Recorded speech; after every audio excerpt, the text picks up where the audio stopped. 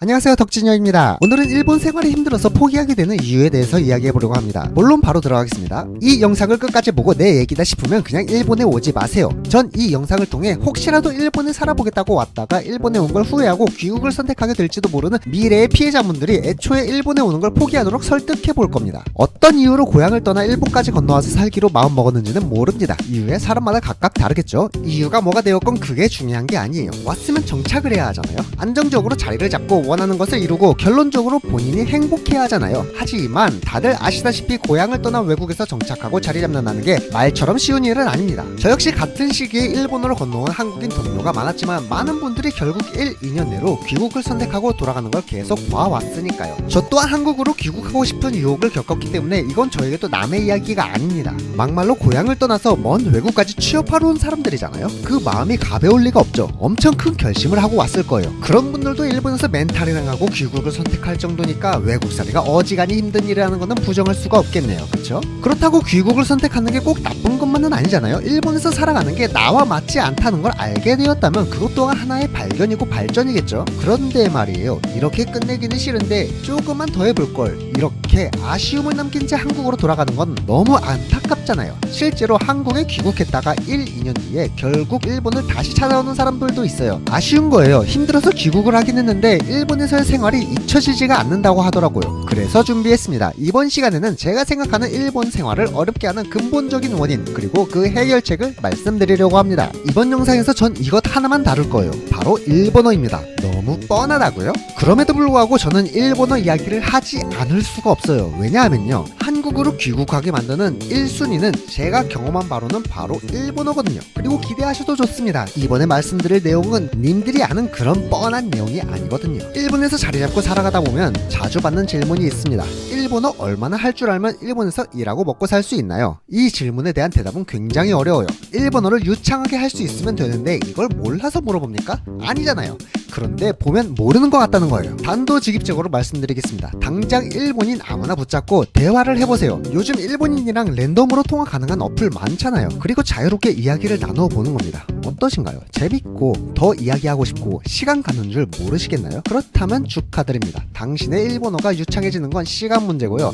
일본 현지에서 맨땅에 헤딩하면서 배우셔도 잘 하실 거예요. 반면에 혹시라도 일본어로 대화하는 게 스트레스이고 귀찮으시다면, 그렇다면 웬만한 각오로 일본에 오시는 걸 추천하지 않습니다. 일본에서 지나는 모든 순간이 스트레스일 거예요. 일본에서 초반에 마주해야 하는 은행원, 공무원, 핸드폰 매장 점원, 부동산 중개자, 인터넷 설치 전화 안내원 등등 이 모든 과정이 한국과 비교 대상이 될 거고 답답할 겁니다. 그리고 귀국해서 유튜브에 이런 댓글을 달겠죠. 내가 일본에서 살아봤는데 일본 행정 진짜 융통성 없고 답답한 거 팩트임. 여러분이 일본에 무슨 이유로 오시는지는 모르겠지만 하기 싫은 일본어를 억지로 배워서 오는 것만큼은 꼭 말리고 싶은 게 제 마음입니다. 그렇게 열심히 배워서 나름 일본어를 할 줄 알게 되어서 일본에 입국하시잖아요. 그 순간부터 그 일본어 실력은 더 이상 여러분의 특별한 강점이 아니거든요. 일본에서 일본어를 사용하는 건 그냥 당연한 거잖아요. 외국인이 일본어 잘하네? 와, 대단하다. 그럼 2개 국어 하는 거야? 영어도 한다고? 와, 그럼 3개 국어! 이런 농담이 통하는 건 일상생활에서 친구 사귈 때나 통하는 거예요. 취업하고 일을 시작하면 일본어를 20년 이상 사용해온 일본인들과 경쟁을 해야 하거든요. 고작 몇 년 배운 일본어로 일본에서 나고 자란 사람들을 이기는 건 있을 수가 없잖아요. 그쵸? 대화를 따라가는 속도, 문서 읽는 속도, 글자 쓰는 속도, 무엇 하나 이기기 쉬운 게 없고, 이 정도 페널티를 떠안고서 그들보다 뛰어나는 걸 인정받아야 일본에서 그나마 대우를 받고 자리를 잡을 수가 있단 말이에요. JLPT 만점 받으셨다고요? 일본 기업에서 만점자 대우 해줄까요? 몇 점인지 관심도 없습니다. 그냥 일본어 할 줄 아는 외국인, 그 이상 그 이하도 아니에요. 일본 기업에서 일하는데 일본어를 유창하게 말하고 읽고 쓴다.